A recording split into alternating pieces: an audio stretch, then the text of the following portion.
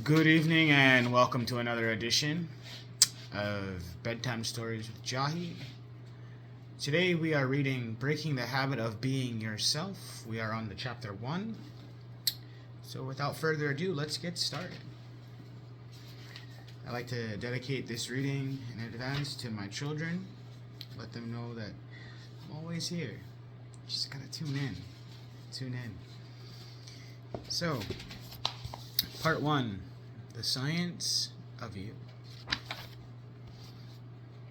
The Quantum You. Early physicists decided to divide the world into matter and thought, and later, matter and energy. Each member of those pairs was considered to be entirely separate from the other, but they're not. Nevertheless, this mind/matter duality shaped our early worldview. That reality was essentially predetermined, and that people could do little to change things through their actions, let alone their thoughts. Fast forward to our current understanding, all that we are part of this vast, invisible field of energy, which contains all possible realities and responds to our thoughts and feelings.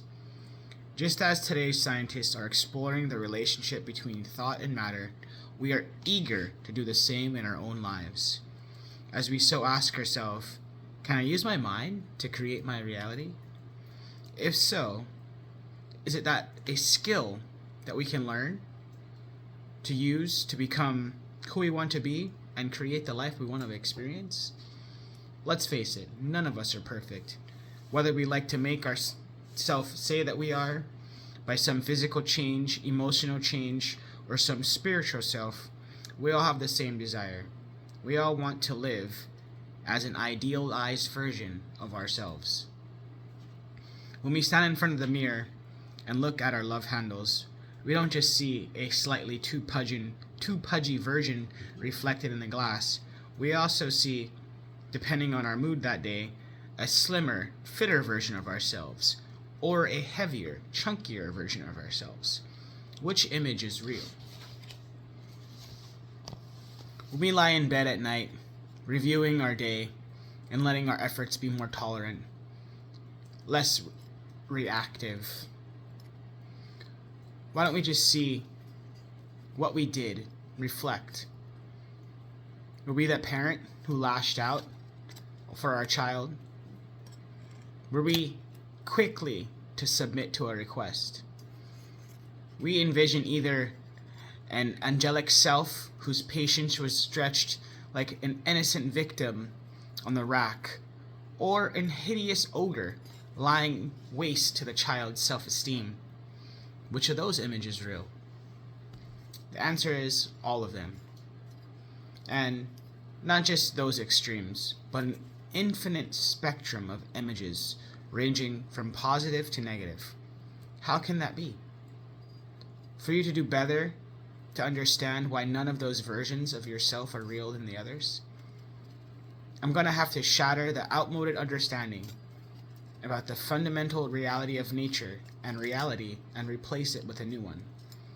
That sounds like a major undertaking, and in some ways it is. But I also want you to know this. The most likely reason why we are drawn to this book is that our past efforts make any lasting change on our life, our physical, emotional, and spiritual level. We have fallen short of the idea of the self that we have imagined.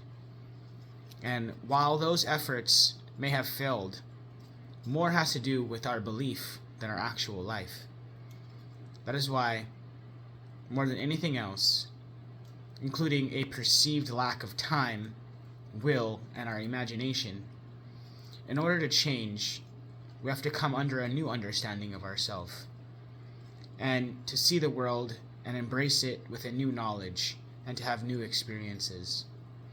That is why reading this book is so influential. That's what this book will do for you. Your past shortfalls will be traced at the root to one major oversight. You haven't committed to yourself, to living that truth that you really, truly want to be. The fact is that we are all blessed. We all can reap the benefits of our constructive efforts. We don't have to settle for our present reality. We can create a new one, whenever we choose to. We all have that ability, because, for better or worse, our thoughts do influence our lives. I'm sure you've heard this before, but wonder whether most people really believe this statement on a gut level.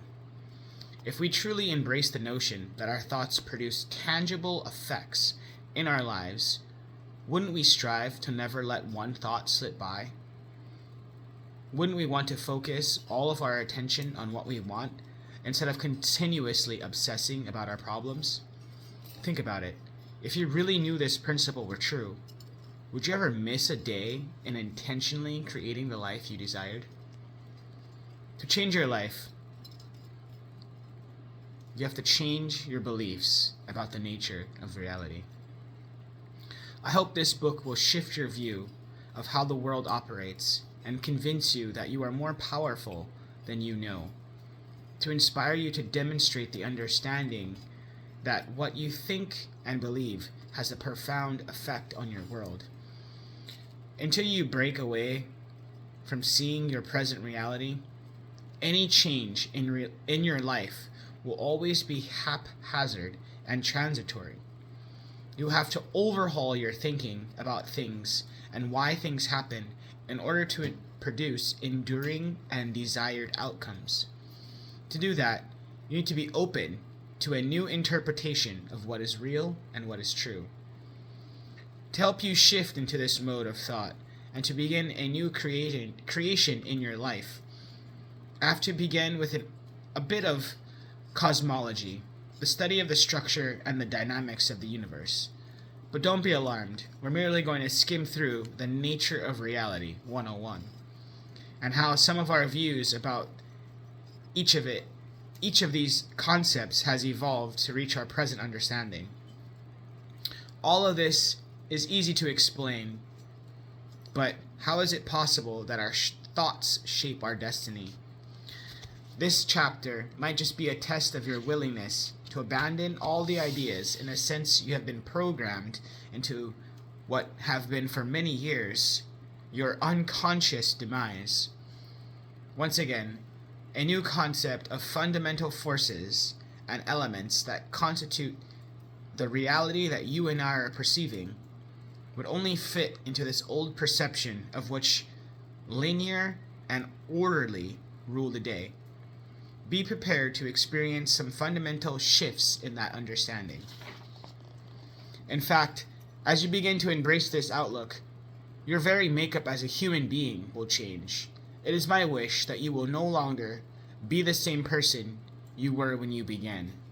Obviously, I'm about to challenge you, but I want you to know that I'm utterly empathetic because I too had to let go of who I thought I was to ease into this new way of thinking about the nature of our world. Let's see how our worldview has shaped by the early belief that the mind and the matter were separate things. I'm going to pause that right there, guys, and I'm going to let you know that basically what he's saying there is you create your reality.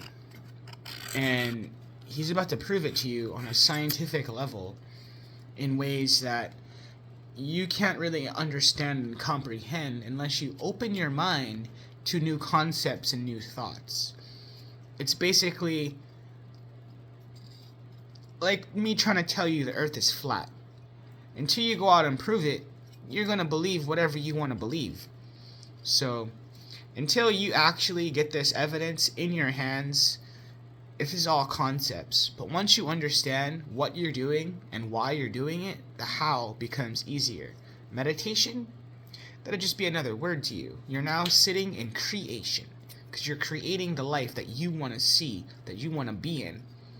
So, with that being said, I highly encourage you to review your thoughts on a daily basis, check in with yourself, be gentle, and always strive for the best. Always try to be a little bit better than you were yesterday. Love you. Be easy.